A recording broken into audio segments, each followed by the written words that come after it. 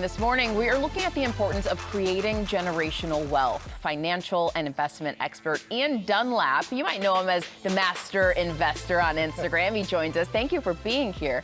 Thank you for having me. Let's talk about the importance of building generational wealth and some of the historical or systemic barriers that have made that more challenging for Black families. I mean, of course, you can start with slavery. The GI Bill, of course, is second.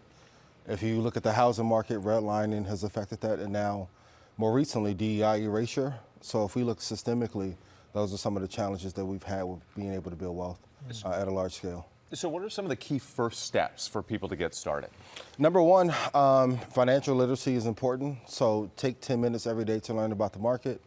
Number two, invest in index funds. So a broad basket of companies to invest in so you don't have to guess which company to invest in. And then third, pick two technology companies that you love.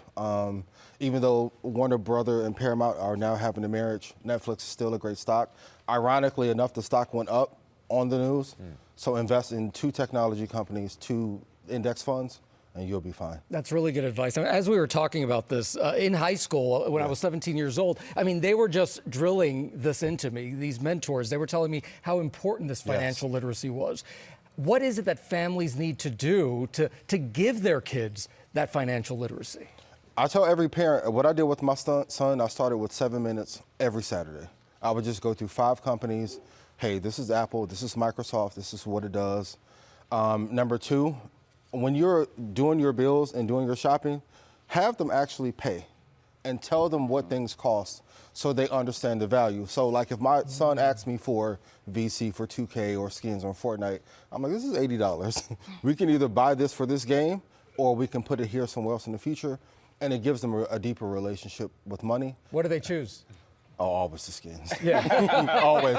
But third, I think it's important to have the conversation early because too often we wait until they're 15 or 20 to have the money conversations and they're left behind.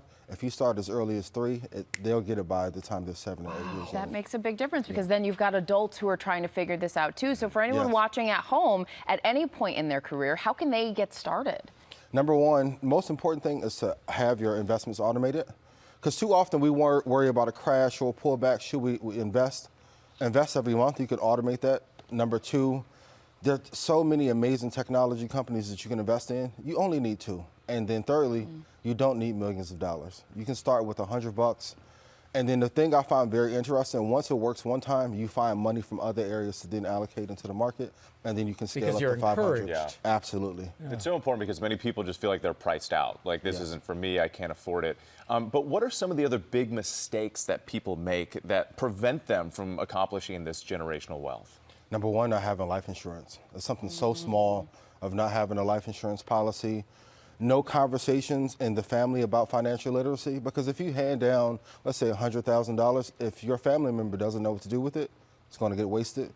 And then third, no estate planning. Like you have to have a plan for how the money is passed down. You need a trust, you need a will. So just having these conversations more often on a day like today is really important so that you can have a plan to pass it down to your children. And I'm sorry to interrupt, but just on that point, those are very difficult conversations, right? Yeah. You're talking about, the end of your life and what to do with your assets and stuff like that. Perhaps how do you approach those conversations in a meaningful way? I think it's important to start early. You may not want to bring up the death conversation, but to equip them if anything happens, this is where you can find the life insurance information. Here's your estate planner.